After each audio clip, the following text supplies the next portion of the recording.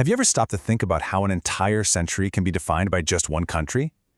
We often hear the 20th century called the American century, a time when American influence, its culture, its politics, its money, seemed to be everywhere.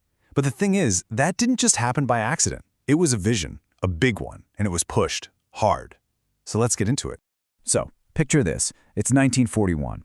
The world is literally on fire with war. And this publisher, a guy named Henry Luce, writes these incredibly bold words. This wasn't just a suggestion, it was a demand. He was telling America that its moment had come and that it needed to step up and lead the entire planet.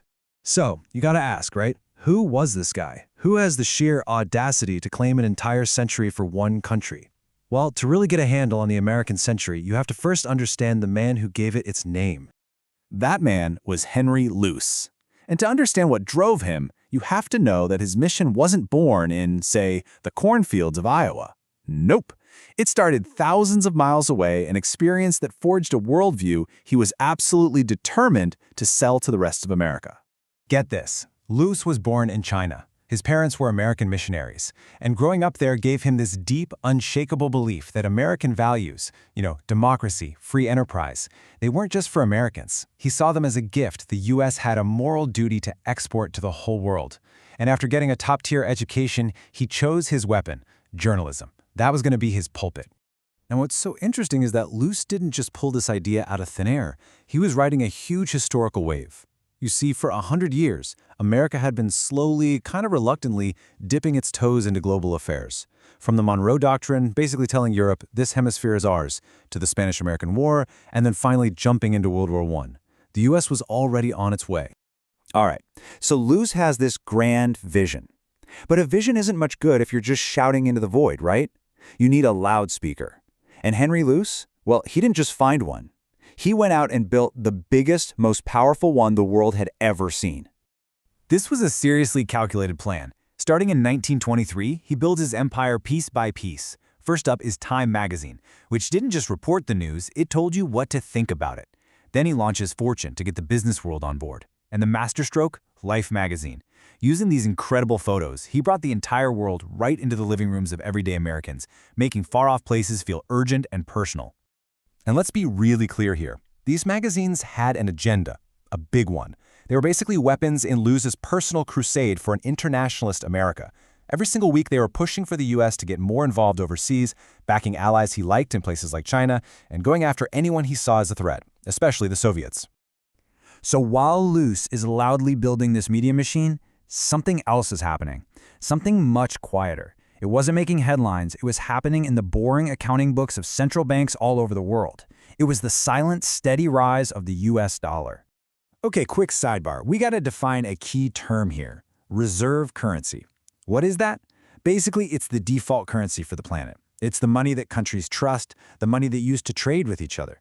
Holding that spot gives a country a massive, almost unfair advantage. For ages, the British pound was king, no question. But World War I absolutely wrecked Britain's finances, and they ended up owing a ton of money to the US. Now, the story we all hear is that the dollar finally took the crown after World War II, right, when America was the last economy standing. But is that actually what happened? Well, this is where the story takes a fascinating turn. Some new research, digging through old, dusty bank records, has totally flipped the script. It turns out that torch was passed way, way earlier than we thought. That's right, the mid-1920s. The US dollar actually blew past the British pound as the world's #1 reserve currency back then. Just let that sink in for a second. At the exact same time Henry Luce is launching Time magazine, the financial concrete for his American century was already being poured. Now, a little asterisk here. It wasn't like a switch was flipped overnight. The dollar didn't just knock out the pound and take over completely. For a long time, they actually share the top spot. It was what economists call a duopoly. And that really challenges this idea that there can only ever be one king of the currency world. Okay, so you see what's happening, right? We've got these two massive forces moving on parallel tracks. On one side, you've got a media mogul building a powerful story about America's destiny. On the other, you have the quiet, relentless takeover of the US dollar. And right here is where those two stories collide. So let's go back to 1941. The rest of the world is at war. The U.S. is officially staying out of it. But economically, it's a completely different story. America is an absolute giant. Its factories, its banks, its currency, they're propping up the world. The power was there, no doubt about it. But here's the thing about power. It's not enough to just have it. America had all this financial muscle, but it still had this mindset of, not our problem. It needed a mission statement. It needed a story that matched its power. And that is precisely what Henry Luce was about to give them. In February 1941, and remember, this is almost a full year before Pearl Harbor, Luce drops his bombshell. In Life magazine, he publishes an editorial he calls The American Century. It was a full-frontal assault on American isolationism. He didn't just say, let's help Britain. He said, America must enter the war and then replace Britain as the undisputed leader of the world. This wasn't just an article, it was a blueprint for a new global order, designed and run by the United States.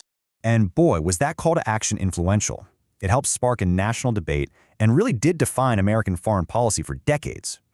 But, and this is a big but, there was a darker and much more controversial side to Luce's grand vision. You see, Luce saw the world through one very specific lens, a fierce hatred of communism. Because he was born in China, he was obsessed with it.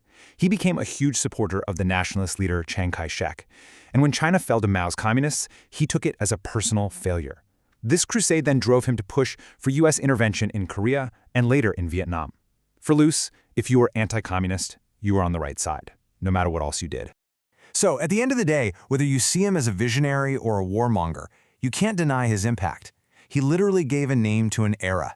He provided the story that convinced America to finally abandon its isolationist past and embrace a role as a global superpower, a role it, in many ways, still plays today. Which, of course, brings us to today. The American century, at least as Luce defined it, is pretty much over. We now live in a world with many competing powers, many rising currencies. So the real question he leaves us with is this: if his story defined the last 100 years, who's writing the story for this century, and what will that story be?